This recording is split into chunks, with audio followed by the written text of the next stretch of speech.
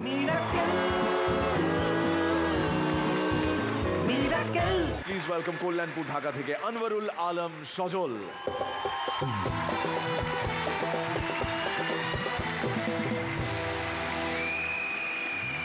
আসসালামু আলাইকুম। Bandage, নলাদার lifestyle পুরোপুরি চেঞ্জ হয়ে গেছে। নলাদা একদিন বাসে উঠে বলছে, খবরদার সবাই সবার জায়গায় চুপচাপ বসে থাকবেন, একদম বেশি লাফালাফি করবেন না, যে যেখানে বসে আছেন সেখান থেকে এক পাও যেন না নড়ে।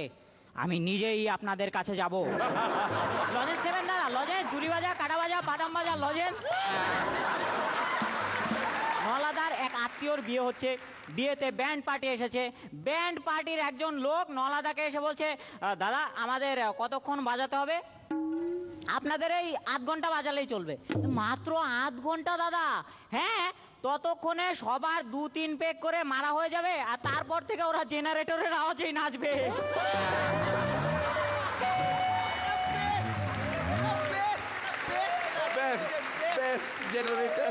আপনাদেরকে একটা টিপস দিচ্ছি, কোনো মেয়েকে প্রপোজ করতে চান, প্রথমে গিয়ে সোজা খপ করে মেয়েটার হাত ধরে ফেলুন।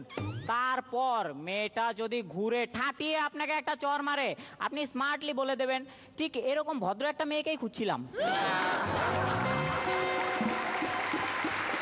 একদিন নলাদার বাড়িতে বেড়াতে গেছি, গিয়ে দেখি নলাদা হাউ মাউ করে কাঁদছে।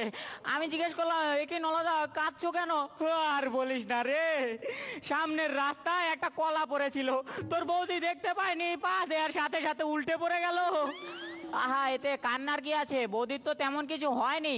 আরে ওই জন্যই তো কাঁদছি, আমার কাছে আর এক্সট্রা কলা নেই রে। নলাদা ডিভোর্সের জন্য কোর্টে আপিল করেছে। জজ সাহেব এসে বলল, অর্ডার অর্ডার। আপনি যে বলছেন আপনার বিবাহিত জীবন সম্পর্কে মিসেস নলার কোনো আগ্রহই নেই, আপনি এর প্রমাণ দেখাতে পারবেন? একমাত্র প্রমাণ হইলো আমার পোষা কথা বলা টিয়া পাখিটা। ঠিক আছে, পাখিটাকে পেশ করা হোক। তো পাখিটাকে এনে কাঠগড়ায় দাঁড় করিয়ে দেওয়া হলো। উকিল এসে বললো, বলো তুমি যা যা জানো সব কিছু বলে দাও। সাথে সাথে পাখিটা কথা বলতে শুরু করলো, আজ ছেড়ে দাও আমার মাথা ব্যথা, আজ ছেড়ে দাও আমার মাথা ব্যথা।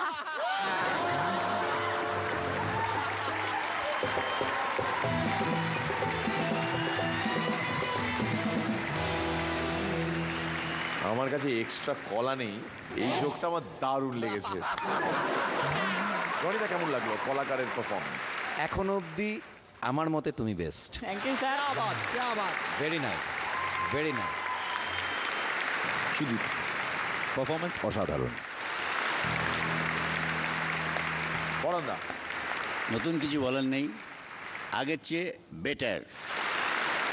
এটা ধরে রাখো, নিজের সঙ্গে লড়াই করো। All the best.